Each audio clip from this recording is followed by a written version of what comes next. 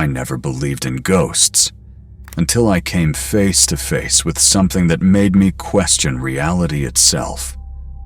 Before I go further, if you love real, bone-chilling horror stories, make sure to like this video, share it, and subscribe.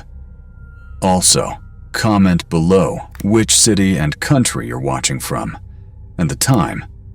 I want to know who's brave enough to hear this story tonight. It all began in the winter of 1913 in a quiet town in Vermont, in a sprawling old mansion known as Blackwood Manor. My name is Gideon Harper, and I had recently been transferred as the assistant director at the Vermont Railroad Board. My family and I moved into Blackwood Manor, a place that had been vacant for years, and though I knew the house had a dark history, I told myself it was just rumors.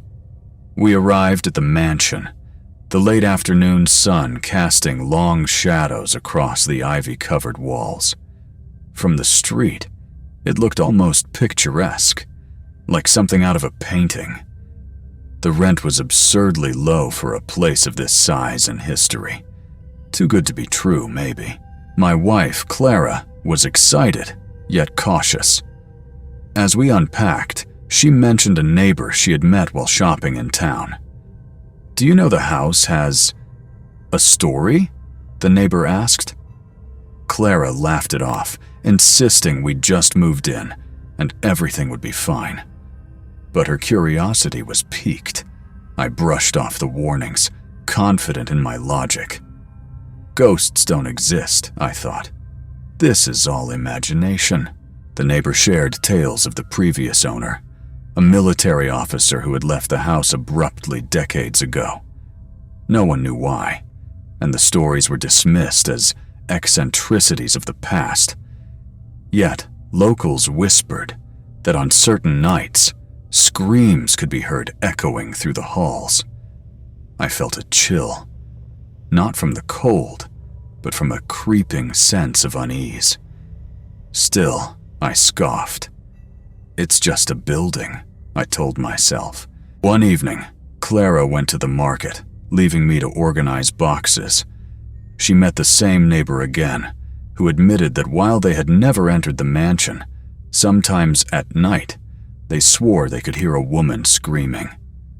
Clara shivered, but shrugged it off. As night fell, I began moving items upstairs.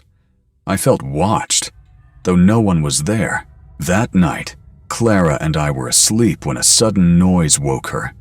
It sounded like something falling upstairs. She woke me, panicked. We ran upstairs and found nothing, yet the objects on the floor told a different story. They had clearly been moved. The lights in the house were all off except one room. We had turned it off before going to bed. We were both terrified. Clara insisted we leave. I tried to reassure her. "The wind must have done it," I said. But even I could not deny the impossible. When I approached the mysterious room, the door closed by itself, almost slamming in my face. A cold draft seemed to whisper around me.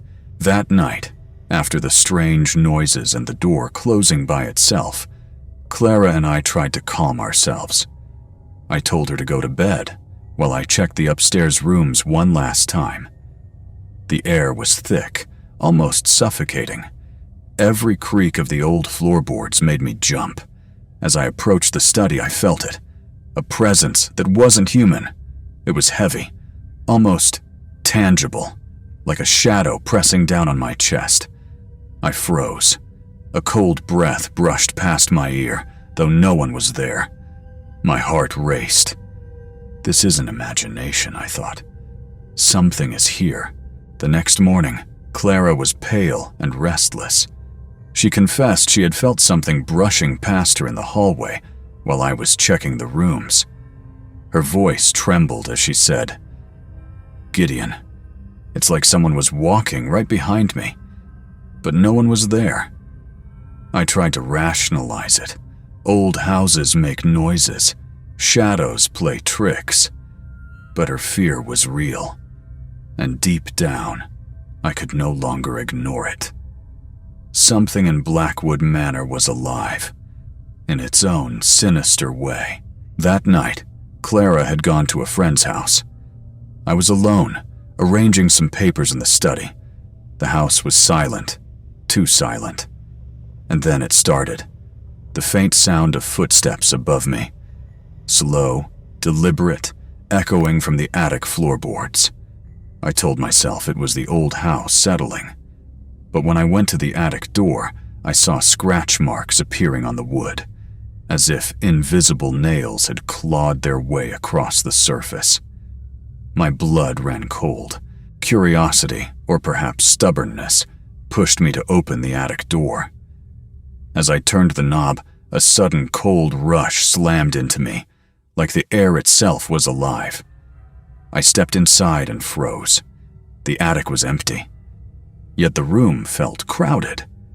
Shadows stretched across the corners, and a low hum vibrated through the floorboards. I could swear I saw a figure, tall, pale, and faceless, hovering near the rafters. My rational mind screamed impossible, but my body knew otherwise. As I backed away, a stack of old boxes toppled to the floor. Nothing had touched them. I ran my hand along the boxes. Every surface was undisturbed, yet the pile had collapsed, as if an invisible force had swept through. The hair on my arms stood on end. The attic wasn't just haunted, it was aware. Every instinct in me screamed to leave, but part of me couldn't turn away. Clara returned late that evening. I tried to explain what had happened, but words failed me. She followed me upstairs to see the scratch marks and toppled boxes herself, her face drained of color. "It's not just the house. It's alive," she whispered. I couldn't argue. She was right. Blackwood Manor had a presence, and it didn't want us here. That night, sleep was impossible. Even with all the lights on, the mansion seemed alive. From somewhere deep in the house, I could hear faint whispers. Words I couldn't understand, but their tone was sharp, accusing, almost angry. Clara clutched my arm. "Do you hear that?" she whispered. I nodded, unable to speak. The voices were moving, around the walls, under the floorboards, as if circling us. Later, I went to the study to retrieve some papers. The moment I stepped near the window, I froze. A shadowy figure appeared outside, staring in. No face, just an inky silhouette framed by the moonlight. It didn't move, but somehow I felt it watching my every breath. I turned away quickly, my pulse hammering. Every instinct screamed to leave, yet something, fear mixed with fascination, kept me rooted inside the house. The night got worse. A small chair in the living room lifted off the floor and hovered for a few seconds before crashing back down. Books flew from shelves as if thrown by invisible hands. I stumbled backward, heart racing, and collided with a table. The chair hovered again, this time closer, almost mocking me. Clara screamed from the next room. This house wasn't haunted, it was hostile. Later that night, Clara and I heard a door upstairs slam shut with such force that the walls seemed to shake. It was the master bedroom door, one we had left locked hours ago. I approached it cautiously. The doorknob rattled violently, as though something from inside was trying to escape, or perhaps trying to trap us. I hesitated. My hand hovered over the knob. Then, with a sudden jerk, the door swung open on its own. A cold, silent wind poured out, extinguishing the candles. As the wind subsided, I froze at the hallway's end. A figure appeared, tall, pale, faceless, hovering silently. It moved closer, its form almost blending with the darkness. My pulse pounded. The air itself felt heavy. Clara's gasp echoed behind me. The entity didn't speak, but its presence was suffocating. Every instinct screamed to run, but my legs refused to obey. Suddenly, the apparition lunged, or at least it felt like it did. The force knocked me off my feet. I hit the floor hard and struggled to breathe. Clara screamed and grabbed my hand. When I looked up, the figure was gone. But the room was in chaos. Papers torn, furniture upended, and the air so cold it burned my lungs. We were no longer in control of the house. It was in control of us. By now, Clara and I were exhausted, terrified, and on edge. Every creak, every shadow felt like it could be the end. I knew we couldn't stay passive any longer. We decided to confront the master bedroom, the epicenter of the disturbances. As we entered, the temperature dropped drastically. Frost formed on the edges of the furniture. The faceless figure reappeared, hovering silently in the corner. My voice trembled as I demanded, "What do you want from us?" For a moment, nothing. Then a low, guttural hum filled the room, vibrating in our bones.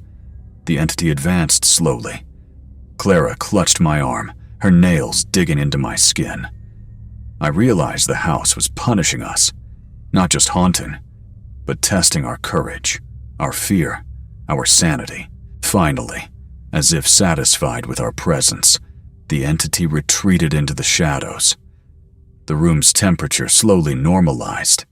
Furniture remained slightly disheveled, papers scattered, but the oppressive weight lifted. Clara and I didn't hesitate. We packed our essentials and left Blackwood Manor that night, swearing never to return. Outside, the first light of dawn broke over the snow-dusted lawn. The house stood silent, unyielding, as if it had never allowed anyone to truly enter its walls. Even now, when I pass by similar old mansions, I feel that same chill in my bones. Blackwood Manor is not just a haunted house. It's a sentinel, a being in itself, guarding its secrets and ensuring that no one ever fully claims it.